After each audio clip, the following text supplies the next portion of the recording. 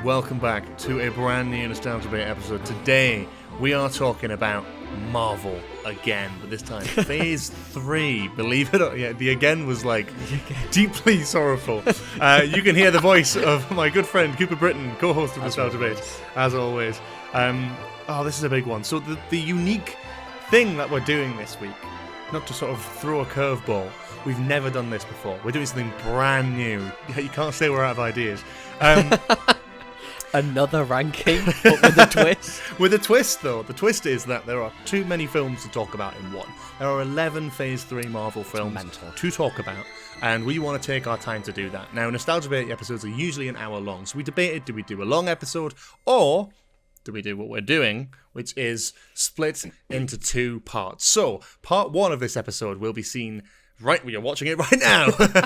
And at some point, it will very seamlessly cut off into a Just News story when we will be back next week with our part two of the ranking. So this will cover the bottom end of our lists. And then next week, we'll be doing sort of the top films. The piece de resistance. So today is the shit fest, and next week is the praise fest, basically. Yeah, literally. Yeah. So this week we shit on films, next week we praise some films. You never know how far we'll get through into it. But yes, there's no honorable mentions here, but let's sort of talk about Marvel generally to this point for those who haven't seen our Phase 1 and 2 rankings, which you can find on all good podcast providers, of course. Where was your sort of history at when you were watching sort of Phase 3 for the first time? It's sad, but I don't know if it's not a hot take. I think you'd probably agree. I think Phase 3 is probably the peak, Marvel's peak.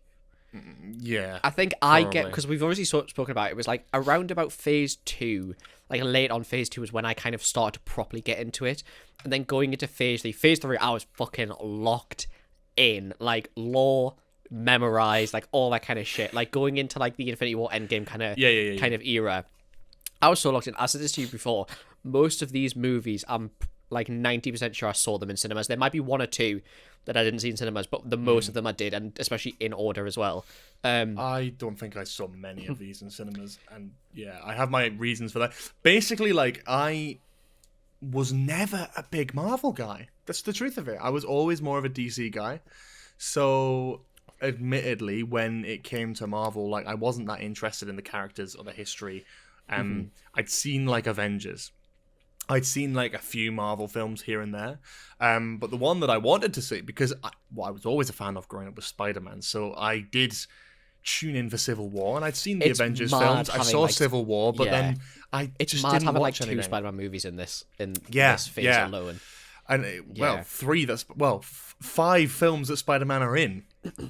Literally which going is crazy. From 0 Spider-Man to 5. But I think for me, then I just dipped and then came back for Infinity War because everyone was talking about how crazy it was. I watched Infinity War, was wow, that actually was really good, and then had to kind of verse myself in the rest of the Phase 3 catalogue prior to that of Infinity War, so I could actually appreciate that and Endgame. So for a lot of these, I didn't watch them until after Infinity War. So I was not a locked in fan, but by this point I can say that this is probably the best phase, and I'm excited to talk about these films, good and bad. This is the phase I've been the most excited for. Yeah. Because I think it's I think after going into this I was very locked in, but I've seen I think I've seen all the movies after Phase 3, Phase 4 movies, I've seen all of them. Yeah. So it's this is the one I'm most passionate about, but Phase 4 is probably the one I'm most memorable about, if that makes sense. Sure, yeah. Does that kind of make sense? That kind of makes somewhat sense. That was somewhat English, and I think that made sense. Yeah, I think so. So I think, without any further ado, and I have no idea what your list is because I don't think we really talk about Marvel that much, especially not nowadays. Yeah. I know we watched Infinity War and Endgame at I think you came around to mine and we watched it. We had a night, I don't know when it was. I mean, it was years ago now, where we just sat and just binge watched 4 movies or something like that. Yeah, we watched it was crazy. It was In the Loop, thick of it film. We watched In the Loop. Yeah, we watched Alpha Papa. I think we watched Alan Partridge, Alpha Papa, Infinity and War, and then at midnight we were let's watch Infinity War and Endgame. It was one of those ones, and I love those evenings when you just sort of sit there and go, I know it's midnight, but why don't we just watch 5 hours worth of film? Yeah. And, I'm pretty sure it was light outside when we went to bed. I'm absolutely certain it was light outside when we went to bed. I think we have a habit of doing things like this where we're just like impulsively like, yeah, fuck it. Because we have that same sort of brainwave where it's like... I think it's not even that. I think it's like, for me, I think because we don't get together that often, it's like when we are together, you just don't want it to end. So when it hits midnight, you're like, we could go to sleep and be responsible, or we could lock in for another 5 hours of stuff that we've both seen before. Yeah, exactly. Yeah, because it was around the time when End War. It was End War. Fucking hell. End War. It was around like the Endgame time. Endgame had just released, or it was just after. It wasn't. Yeah. And it was like I'm pretty sure it was like a dodgy copy I found online. I wasn't going to say it. I wasn't going to say it. Was. I don't. I vaguely remember it being really shit quality, so I don't think it was a very well sourced version. I'm absolutely certain it was. But yeah, maybe you take that out. I don't know. We'll keep that in. I don't give a shit. So, without any further ado, let's get into our rankings. There are 11 films here to talk about. And I'm fascinated to get started. So, Cooper, what is your 11th place? What's your worst Marvel Phase 3 film? Worst is Ant-Man and the Wasp. Actually, I want to make a preference before we do this. A lot of these movies are going to be low down on this list, but I think that I honestly would probably say from my 10 onwards, not my 10 onwards, but like the majority of these movies are better than old Marvel movies, if that makes sense. Just because I have it at number 10 doesn't mean it's like I would say the top, considering there's 11 films, I'd say my top 10 I think are decent at least films. Yeah. I don't think any of them are bad, bar of course number 11, which I've also put as Ant-Man and the Wasp. This shit's ass, man.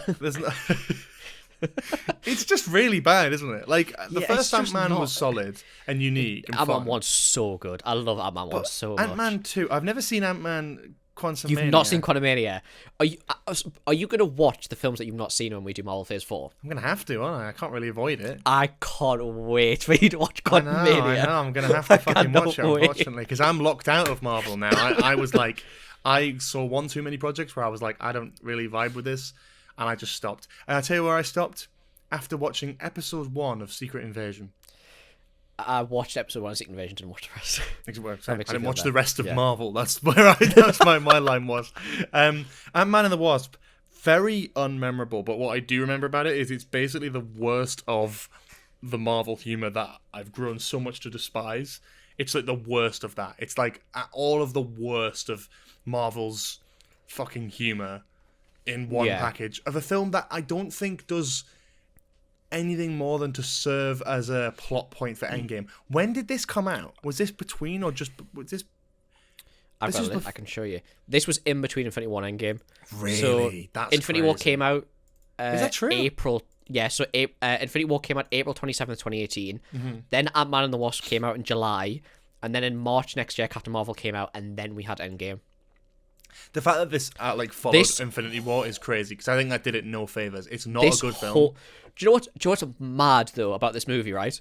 This whole movie is to set up the first plot point of Endgame, right? That's it. That's the whole purpose this film serves. Yeah. The actual only important scene to Endgame is the post-credit scene. In this film, yeah. In this film. Because in the post-credit scene, Paul Rudd gets stuck in the quantum realm. And there was no reason to for any of the story at all.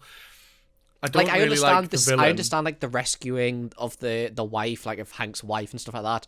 Yeah, it's cool. Yeah, I guess you could argue it set up Quantumania, but I'd argue that makes the film worse than just better. Exactly. If Quantumania was good, then it would justify itself more. But I think there's a big cut-off here. Ghost's a great villain, anti-hero in concept, but I just don't think it was well executed in this movie. We'll see what they're like in Thunderbolts, I suppose. But I'm quite excited for Thunderbolts. I'm hopeful for that. But I just think I don't know, just the father-daughter relationship that it kind of tries to spin on with, I can't remember his name, him and his daughter who is Ghost. I just find it really fucking weird, and it just doesn't really just doesn't vibe really. There's too much in this. There's you've got the Wasp, yes. Yeah. But there's not too much to it. The level of it. Now, I don't think I watched this when it came out. Did you not? No. You'd be so fucking confused going into Endgame if you hadn't seen this. I don't think I was, because I watched the post-credits scene online. That's my point, though. I understand, Yeah, like, it's to set up the it's a quantum realm and completely being able to, like, useless stably film. stay in the quantum realm, but It's a completely useless film, bar the post-credit scene. Bar the which post-credit I think scene. could have almost been like a post-credit scene for Infinity War. easily, 100% Would could have. served the same purpose. Or just had it as an actual plot point in the movie. Have Paul Rudd get stuck in the quantum Or realm, Captain saving Marvel, the wife. fuck it, just throw it in there. But there's a whole like Yeah. film made here which didn't need to exist, and I understand like the need for it because you want to introduce the Wasp and you want to do this. I just don't think it really does anything, Yeah. and it feels more like a sort of this film needs to exist to set up X, Y, Z, but they didn't justify its existence enough to be like this is a good film. It's not a good film. I It's think terrible. Captain America suffers from this. Captain Marvel suffers from this as well, because you are in a Yeah. weird phase where you just come off like You can't very much I think- a high. I You think come off a high in Infinity War. They We'll made get the to- mistake get of to having it more, anything but- in between Infinity War and Endgame. Now, I think that it definitely worked in some places and definitely didn't work in others. We'll talk about. All right, let's save the Captain Marvel stuff for when Yeah, we get yeah. to that. But like, I think I'm relatively happy with that as opposed to this because this didn't contribute much because Ant-Man was in like Endgame, and obviously you need that as a big important part. But like the stakes of Ant-Man and the Wasp it was a very silly film as well, which I think is the Ant-Man vibe. But it's very silly, very camp, very kind of overkill, colourful and bright and whatever. Yeah. And then like you're going into a very serious plot for Endgame. It's like it doesn't match. If it matched the vibe more, I think it could have worked. Yeah. But what the Ant-Man series really needed was almost a bit of like a Thorification. Or actually the opposite of that. What it needed was to just stick with what was good in Ant-Man 1. You're gonna dislike Ant-Man 3 because it's it's Ant-Man 2 comedy, but on another heightened level, and it's just even more. Everything unfunny. I've seen, I hate it. I hate it. I just remember like the ending. The ending's like supposed to be like really funny, but it's just not. Yeah. So yeah. That's that. That should never be the intention, should it really? that's for a different episode. Yes, yeah, it is. it just leaves a lot to be desired, I think. It certainly does. Yeah, I've got not much more to say about it because I've not watched this since I first watched it in like 2021, and I have no intention of rewatching it ever. It was a fucking waste of my time. I think I've seen this film about 2 or 3 times. Really? I think maybe about 3 times I've seen this movie. I suppose if you're doing like a marathon. So once when it rewatch, you came have to. out, Yeah. I think I saw it twice when it came out. Well, once when it came out like on its own. I've seen it another time just happened to be in passing, and then another time when I watched it all the way through, like watched all the movies back in order. That's fair enough. Yeah. Cool. Cooper, what's your number 10? My number 10 is so there's a very big jump between 11 and 10. Yeah. My number 10 is Guardians of the Galaxy Volume 2. Okay, right. We've got very different lists. That's great. Yeah. I'm just checking where that is on mine. Okay. So how we do things here, by the way, if you didn't know, we wait till both of us have said something, and then we discuss it. I think it seems like the fairest way to do it, just so we've both got a chance to kind of air our opinions on something. So we're not going to talk about Guardians Volume 2 until I say it, which is a while. This is what this is. I thought it might be. Yeah. So my number 10 is Captain Marvel. Okay. So again, like we're not going to talk about that until you said it. But Yeah. That's my number 10. Yeah. What's your number 9? Number 9's Far From Home. Oh, brother. Oh, lists. Oh, lists is so different. Oh, lists is so different. We'll be talking about Far From Home next week. My number 9 is Black Panther. Oh my god, we're going to be waiting a little while to talk about that one as well. I think we're going to have some differences here. Shit. Okay, Right, okay. well, I My guess we keep going. My number 8's Captain Marvel. Brilliant. Okay. Well, we could talk about that. My number 8, Yeah. for reference, is Doctor Strange. And Our lists are literally going to be like that. Bar the top couple, I think. Yeah. I think our top 3 will be very similar, but I think the rest will be like that. yeah, I have a feeling that's the case. Damn. Captain Crazy. Marvel. Yeah. We could talk about that now because so Captain Marvel was my number 10. It's your number 8. Yeah. So for me, Captain Marvel, I think it's not that I don't like it because I actually do. I saw this one in cinema. I really enjoyed it. Yeah. I like Brie Larson as Captain Marvel. I like Yeah. her character. I like the setup that they do. I like a lot of the sort of spacey shit. I think Jude Law's really good in it. I like the Samuel L. Jackson stuff. I love the fact that it's based in the 90s. I think the film's got a great aesthetic. But it's just like it didn't leave me with much. Like I've seen it like twice, 3 times maybe now, and I do enjoy it. And it feels the one thing I will say. I've seen it quite a few times as well. It feels like a fucking movie. which I like. It does. Like, it has a proper like the ending, like the climax of the movie where she's like flying through space and blasting all the ships down. Like, it's amazing. It's unreal. You've got a proper progression of character where you don't get that in a lot of Marvel films, especially nowadays. Especially as an origin movie as well. It's a good origin movie.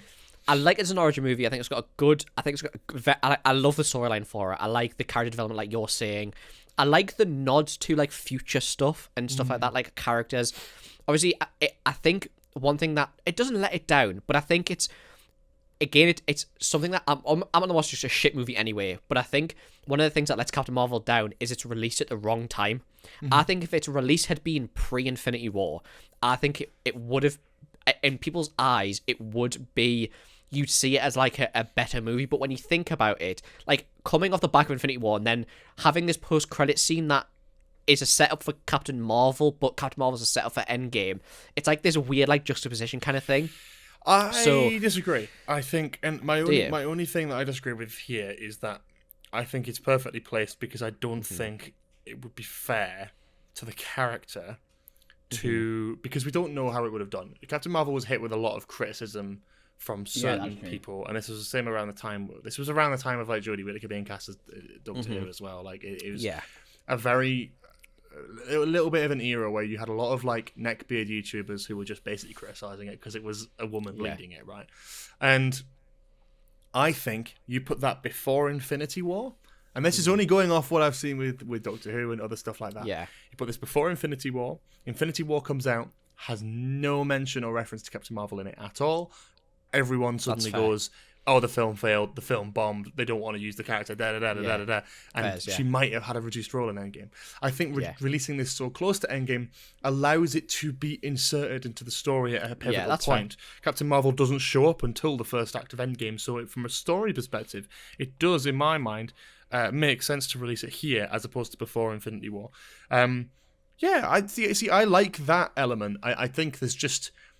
I just can't rate it much higher because I like the other films in this list more, and that's okay. Like I think it's got a great aesthetic. I think it's got a great cast. I think it's got a good story. Yeah. I love Ben Mendelsohn. You know me. I love Ben Mendelsohn, my man, director Krennic. I just enjoy it. Like it's just fun, and I think it's an origin movie as well. I think I genuinely think it's one of the better origin movies of Marvel. I think, especially like coming. I feel like I could rewatch it and really enjoy it.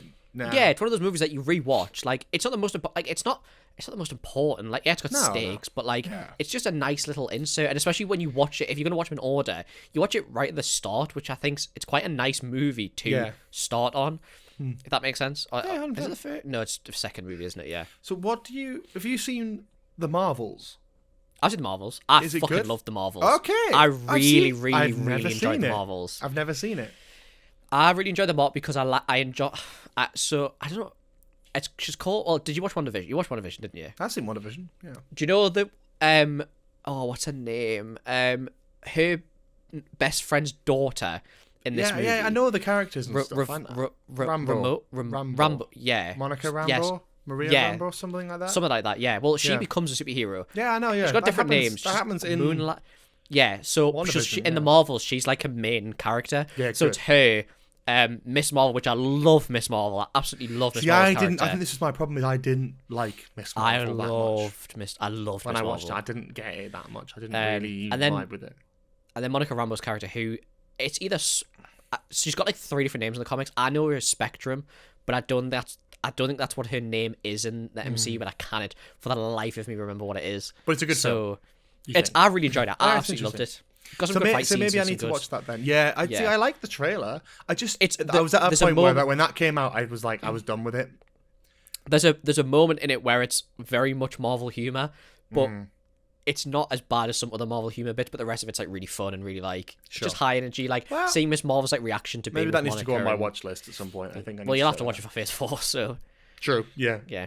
But yeah, so I really like her as a superhero as well. I think it's a cool. Yeah, I think she's a good character. I think it's a good. She's like your stereotypical. I think she's your stereotypical superhero that we don't really have in the MCU. I think she's like you don't have a Superman in the MCU. Like she's you do. She's what The Rock wanted Black Adam to be. Basically, yeah. Because the hierarchy of the MCU did change when Captain Marvel was. Yeah, it's that kind of thing, is it? It's like she. I think she probably was the strong, or maybe still is the strongest superhero in the MCU. Yeah. I think there's arguments for I like it, that, which I quite like. and I like that. It's like your Superman kind of like, it's your stereotypical. Yeah, I mean, flies when around, she blasts rocks up in lasers. Endgame, it's great. I think she's It's fantastic amazing. in that. She Yeah. doesn't like overstay her welcome, but I think she's a great part of it. Yeah. Yeah. I think she got a lot. I think it's also that thing of your character gets a lot of unnecessary hate. It's quite hard to. You know, honestly, now I'm like talking about Captain Marvel. I'm kind of like, maybe I should have put this like above Black Panther, above Doctor Strange. That's mad. That's crazy.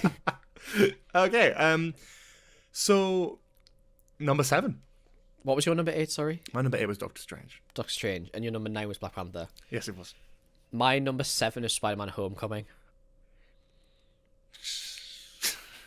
You need to rewatch it, I think. My number 7 is Captain America: Civil War. My number 6 is Captain America: Civil War. Ooh, okay. Well, my number 6 is Guardians of the Galaxy Volume 2, so we can talk Okay. about both of those. Let's Yeah. talk about Guardians of the Galaxy Volume 2 first, because you've already mentioned that one. Where did Yeah. Guardians of the Galaxy Volume 2 rank? 10. 10.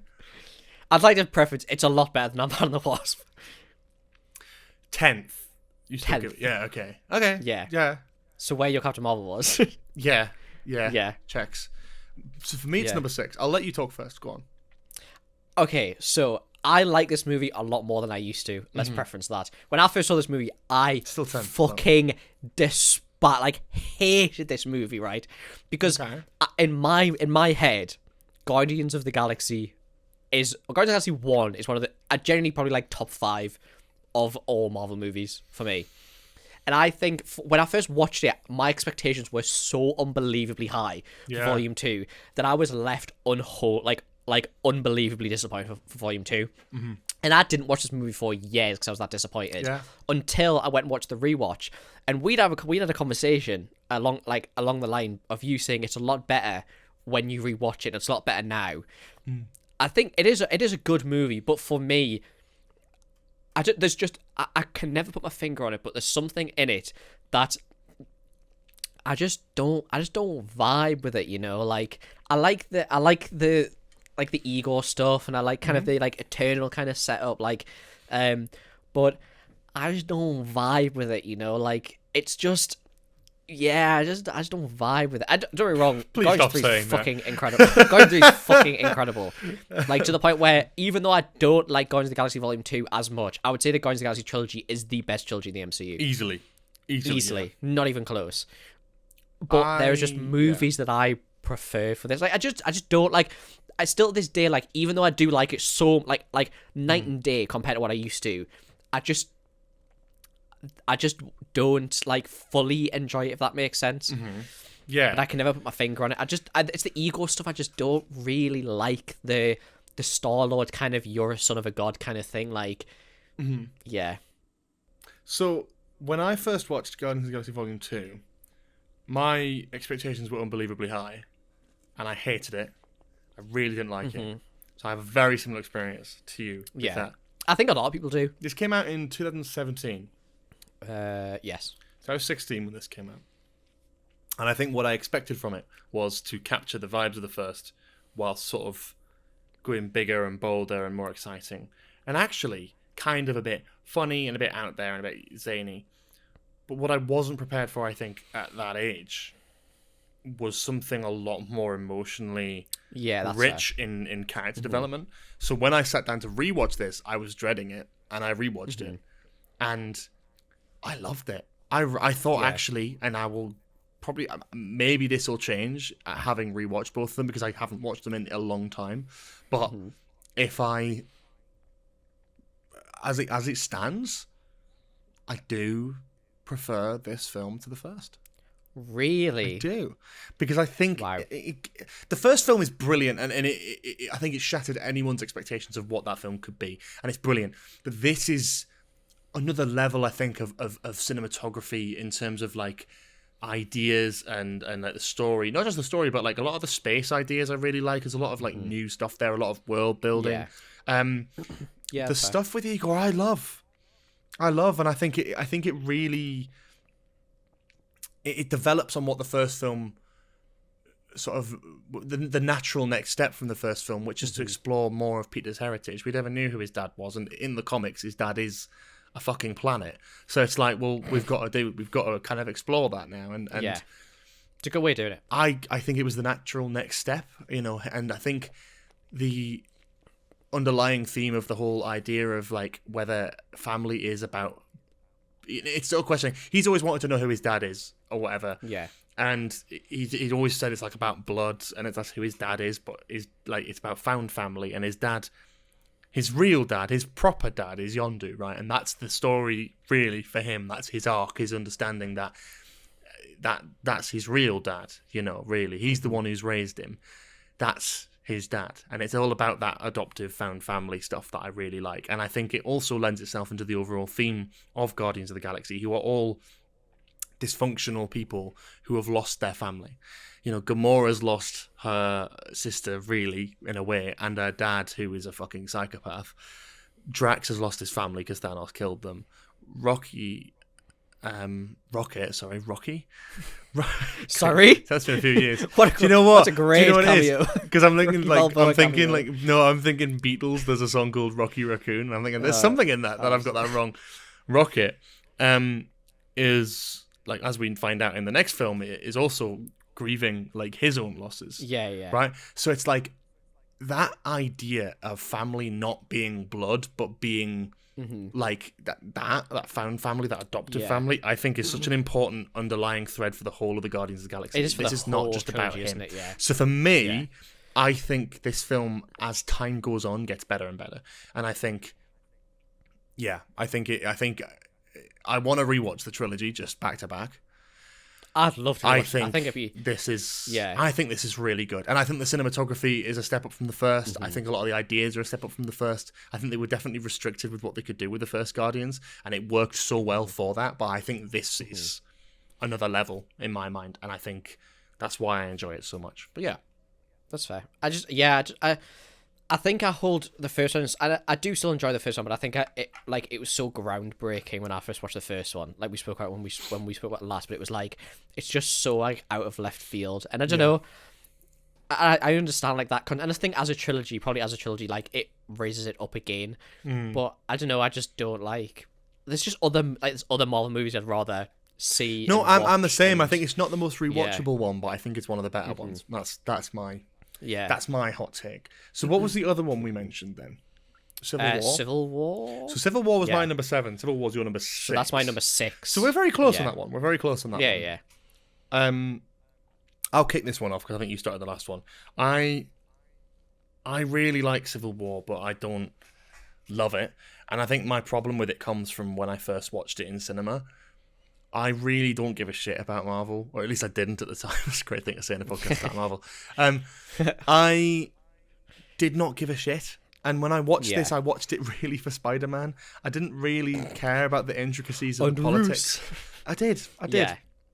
And I didn't really care much about the politics and all that of it. And I watched it, and it was okay, but I left feeling quite deflated. Now, this came out, again, probably around 2016 or something. Yeah, it was just before Doctor Strange. So this is a crazy, crazy thing to admit now.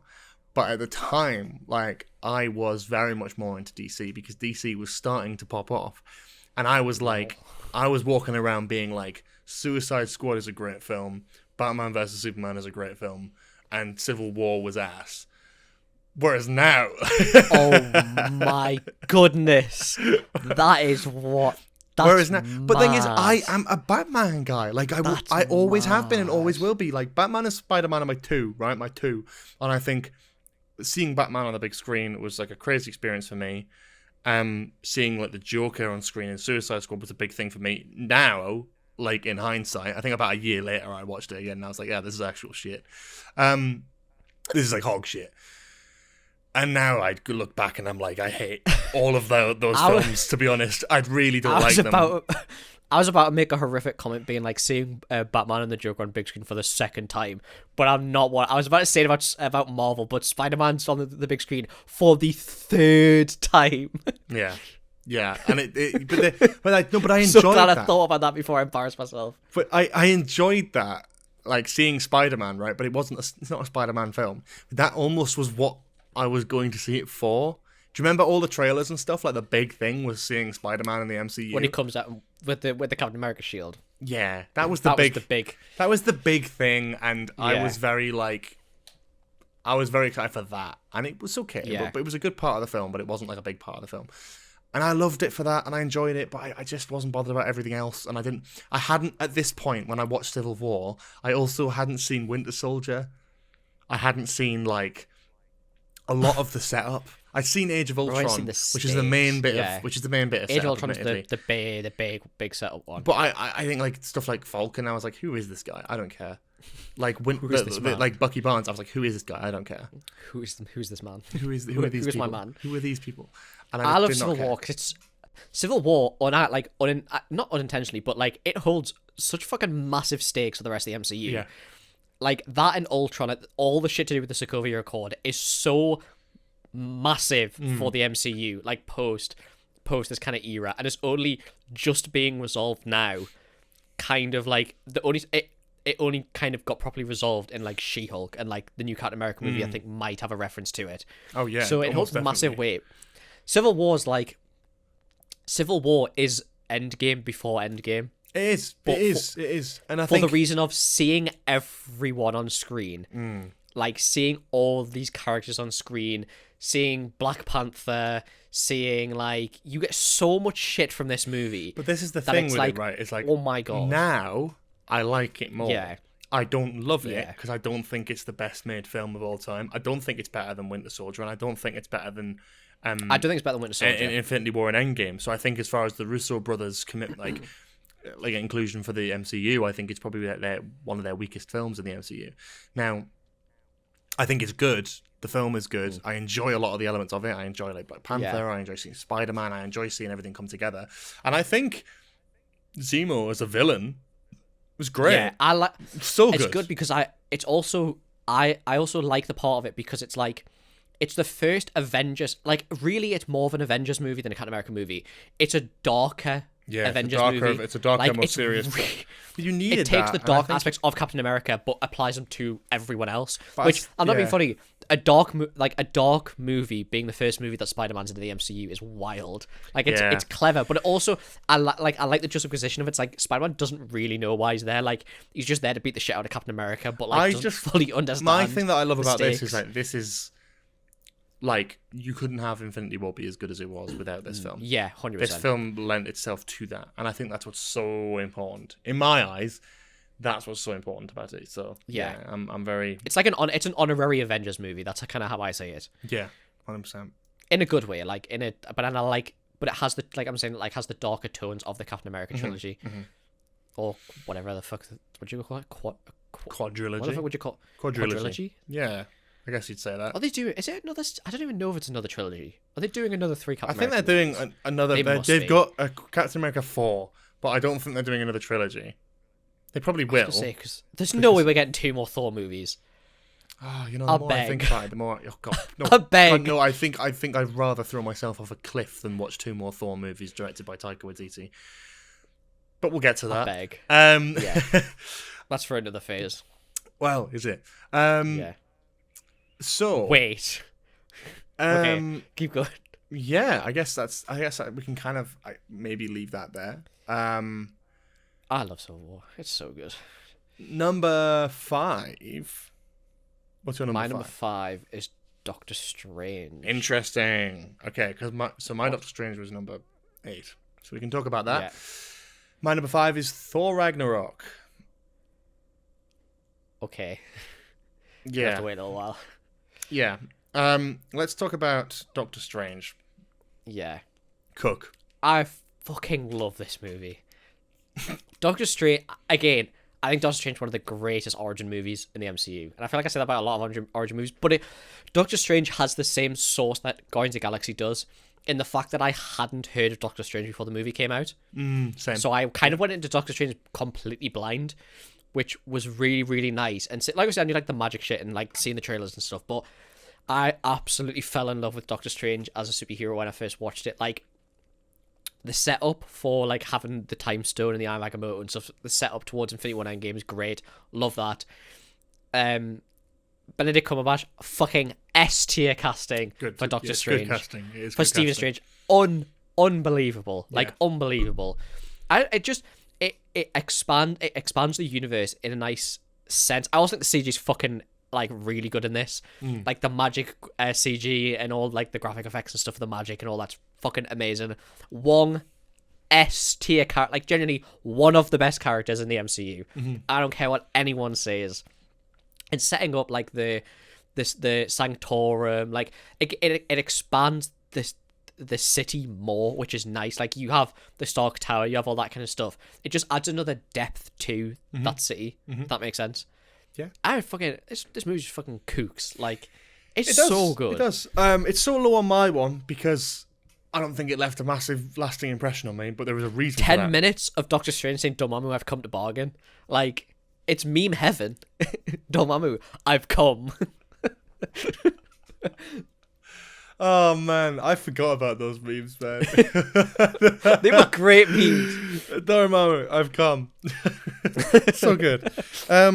So, you could tell we were like, fucking 16 when this came out. Yeah.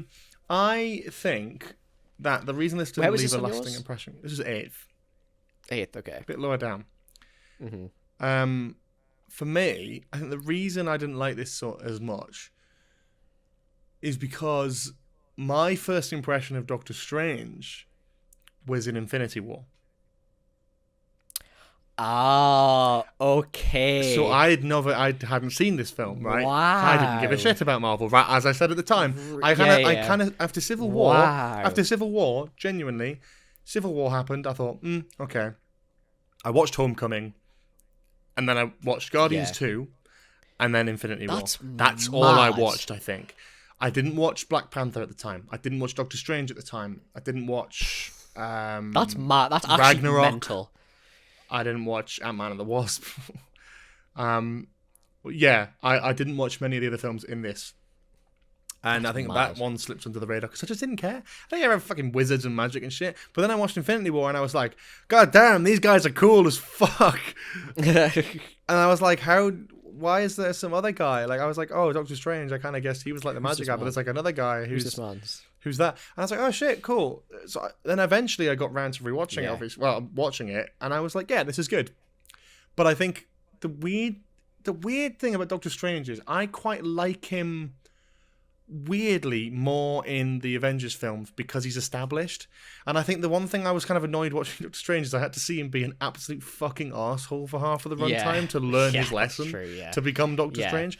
Because even when you finish the Doctor Strange film, I don't think he's quite at the point that he is in Infinity War.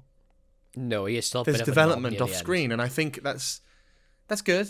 But I prefer him in that, and even in like Doctor Strange in the Multiverse of Madness, I think he's less interesting in that than he is in the Avengers films, or that he is even in No Way Home. Oh my God, George praising something in No Way Home, crazy. I understand what you mean. Like, it plays better as this like Oracle.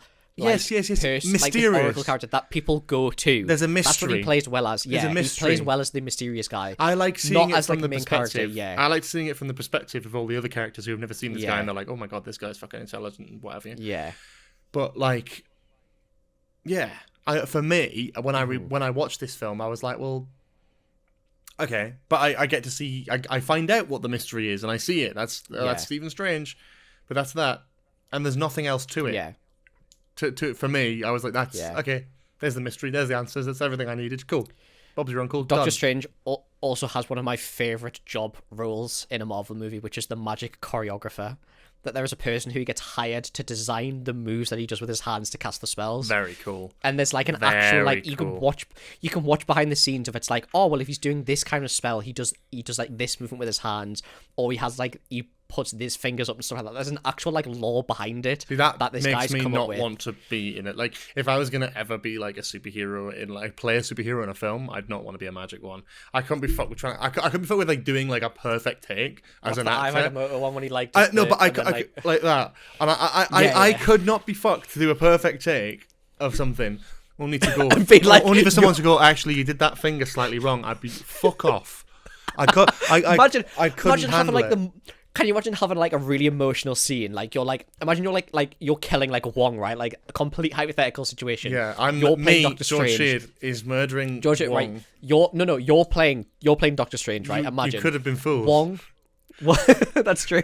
Wong has turned evil, right? You have to kill your best friend, the person you've trained with for 10 years, right?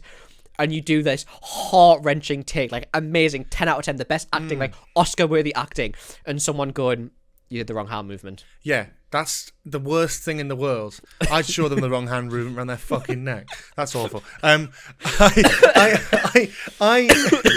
would be so annoyed if someone was like that. 'Cause as an actor, you want to get the best performance. If someone tells you, "Oh, you did the wrong hand movement," oh, fuck off. Yeah. It's like the same thing can be done with Doctor Who, and I've seen it before. Where it's like, there's people going, actually, that controller is actually for the doors, not the like fucking Heimlich regulator. And I just be like, oh, go fuck yourself. The fucking Heimlich regulator. I don't fucking know, some fucking space jargon. That's Doctor Who. But yeah, I like the costume design and the fucking set design. The Sanctum Sanctorum set design is unbelievable. That's great. Yeah, it it's looks one of the fantastic. nicest. And I think the CGI in this film is great. Marvel.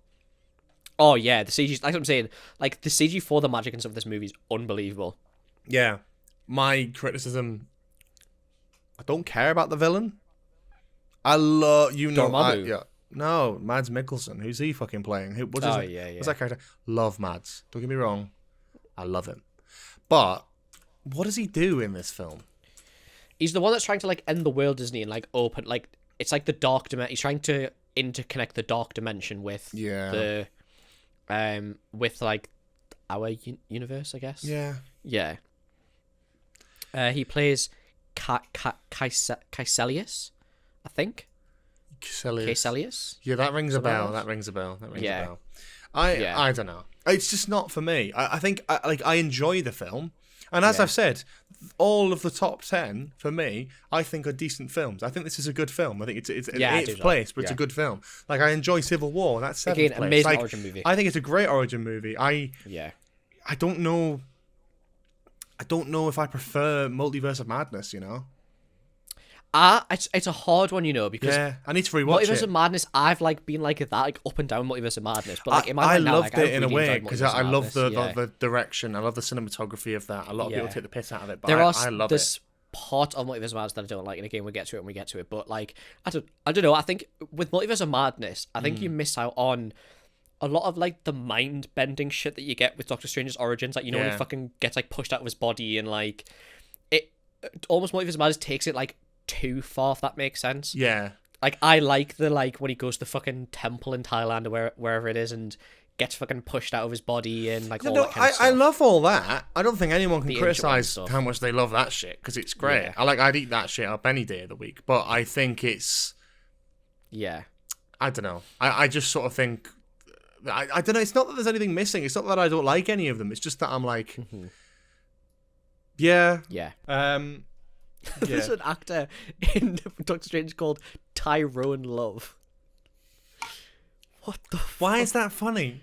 I don't know, it's just such a random name. What, Tyrone Love? Yeah, plays Merc Driver. Brilliant. Mercedes driver. Yeah. Must be his private driver. Damn. Are you laughing at the Tyrone bit or the love bit? I don't know. Do you want to see his IMDb photo? All together.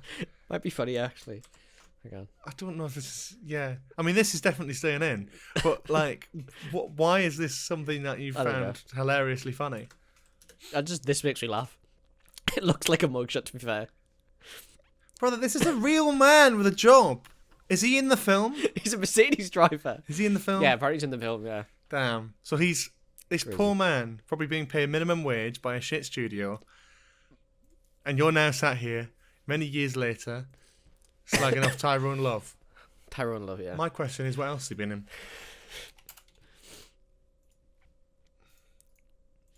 Give him credit where it's due. Oh my god! Let's give a bit of let's get a bit of fucking credit on this man's name who's been in fucking Andor, oh my god, Doctor Strange, fucking Tom and Jerry the movie, maybe Rise of Skywalker. Rise of Skywalker. Actually, never mind. Doctor Strange, Multiverse Madness, Beauty and the Beast, 2017, Spider-Man Far From Home, Solo, Jurassic World Dominion.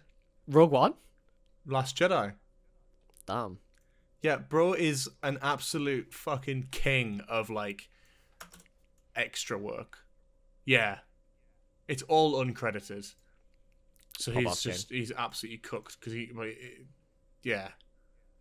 Yeah, put some class on Tyrone Love's name, man. He's getting fucking mad bits. Look at him. Additional crew. Dinosaur Ranger. He's a body double for Jeffrey Prisoner. Wright on the Batman. That's pretty cool. The only actor's profile that I will find funny is that one guy who plays a guy called Hector in every film he's in. That's pretty cool. Oh, God.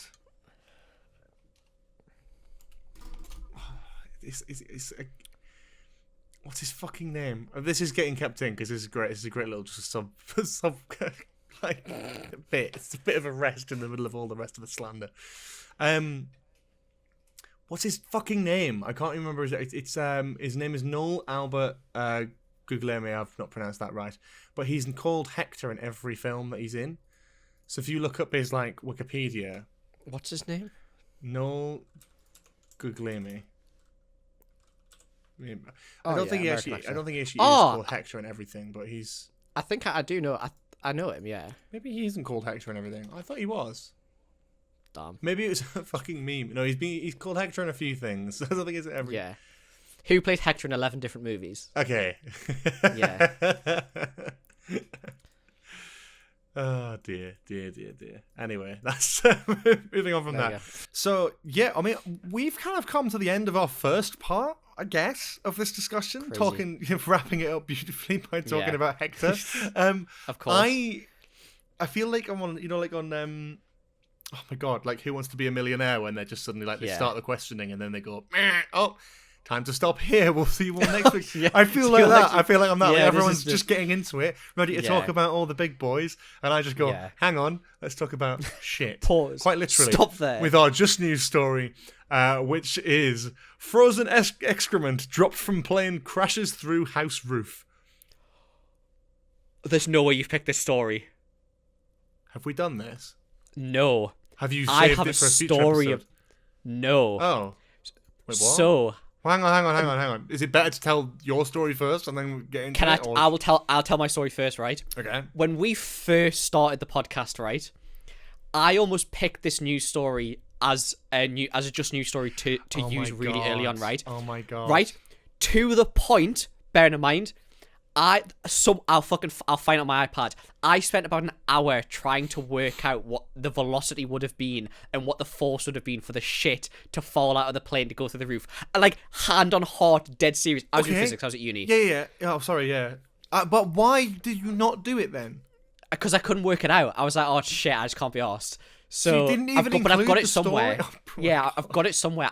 It was one of the first episodes. It was between this and another one. Oh my God. And I ended up going with a different news story. Because in a couple episodes' time, it's going to be our 50th episode. Literally. Coming all full circle. Anyway. I can't believe this is... That's crazy. Yeah. You can tell I went to The Independent because they don't update their fucking front page of weird stories, do they? So from the Friday the 25th of March 2016, frozen excrement dropped from plane crashes through house roof. Stephanie Moore says she was awoken with a lump of blue ice crashed through the ceiling 15 feet from her head. A Canadian woman has claimed that a frozen lump of excrement from a plane passing overhead ripped through the roof of her mother's house. Stephanie Moore said she was woken up by the crashing sound and saw a huge hole in the ceiling in the hallway, less than 15 feet from where she was sleeping. The 36-year-old teacher had been staying with her mother overnight after returning from a trip to Cuba. After the incident, she said she found pink insulation, drywall, ceiling material, and shattered bits of wood on the hallway floor in a puddle of water. In the morning, daylight could be seen shining through the hole, which was around 1 meter in diameter, and the crash had caused damage to the roof's planking and shingles. Well, got to get them sorted out anyway, mate. Of course. Basically, the shit has done you a favour by getting rid of some of those shingles. Mrs. Moore told... very weird side note. I watched the Doctor Who episode last night, the Cybermen one from season 2. Yeah, I saw you put on Twitter, yeah. Yeah. And there's a character in that called Mrs. Moore. But the only ever Geordie character in Doctor Who ever is in this story. And I just love the way he just every time he brings her name into a sentence, he's like Mrs. Moore. It just reminded me of that. Mrs. Moore. Mrs. Moore told CBC News, not CBBC, not to be confused. Harry's memory box moment. At first, I thought it was just damage to the ceiling. I couldn't tell. It went right through the roof when I first saw it. How the fuck do you not hear that? I don't understand. Like a torpedo. She How said, do you not hear it go barreling through your roof? Like, what? the reverberation on that shit was crazy. She said both the insurance appraiser and the roof repairman who visited the next day said it was the strangest thing they've ever seen. The roofer who inspected the damage said there was no rotting wood in the roof, and before the incident, the outer shell of the house was solid. They did not find any evidence that a tree or branch caused the damage, and there was no ice or snow on the roof when it happened. The roofer said it was most likely to have been blue ice, a term for frozen excrement that can accidentally leak away from planes mid-flight. Named ice. Blue ice is an odd one. I would have thought brown ice would be easier. I was going to say brown ice. Named for the colour of the... fuck's sake, I'm going to just put it out. Oh, for fuck's sake. Named by the colour of the disinfectant used by sewage systems on commercial planes here, because it's like bright blue, isn't it? Yeah. Blue ice has been known to hit homes and melt on impact, leaving little evidence behind. The only other thing that could cause that sort of damage would be a small meteor strike that would leave a rock or mineral in the debris. A spokeswoman for Transport Canada said they are looking into the claim. She said, the department takes all reports of possible debris coming from the aircraft very seriously. Every reported incident is investigated by Transport Canada officials. Canadian aviation regulations forbid creating a hazard by dropping waste mid-flight, she added. Okay, so it was the liquid, not actual shit, that fell out the plane. Is this what I'm gathering? It's hard to... Yes. Because surely, right? No, but I think it's mixed in, isn't it? Because if it's bright fluorescent blue and it's melted and it's left no evidence, I feel like by that point, if it's been mixed in with other liquid in like a tank, I'm not. What I don't think has happened is someone sat down after having a fucking taco and left a massive fucking stinker and it just went straight out the plane. I think this is something that's been sat in like a tank for a while. Yeah. Become one with the liquid. Fallen, frozen, and then clattered through a roof and destroyed someone's roof and cleaned up some of the shingles on the way past. It's fucking mad. It's just fucked. I'm sorry. It's just like, what? Yeah, I don't know like how I would react. I'd be really pissed off. Do you know what I mean? That's actual damage. This is Homeowner George coming in now, where I'm like, I'm thinking less about a shit fell through someone's roof, and more, fucking hell, that's really annoying because that's just damage that they're never going to be able to claim for. Yeah, exactly. Bet you the claim takes forever as well. Sorry? Bet you the claim takes forever as well. Oh yeah, honestly. If it was Ryanair, they'd still be waiting for an answer now, and that was an article from 2016 for fuck's sake. Other terrible airlines are available. That's true. Yeah. 15 foot from it. Yeah. So just a shit day, really, isn't it? Hey. Very good. Thank you. Very good. Well, on that shitty note, that is the end of this episode. We'll be back next week with the continuation of our MCU Phase 3 ranking. It's going very well so far. I hope we do very good in the next part. I hope so as well. Yes, so that's pretty much it here. Thank you so much for watching. If you are watching or listening to us on Spotify, please do give us a hearty 5-star review as per. Give us a like and subscribe over on YouTube. Follow us on any of the best podcast providers, because the ones that aren't the best don't provide us. We're across Spotify, Apple, Amazon, Castbox, I believe. I don't know what the fuck that is. And YouTube, of course, as well. So if you're not subscribed to us on any of those, please do that now.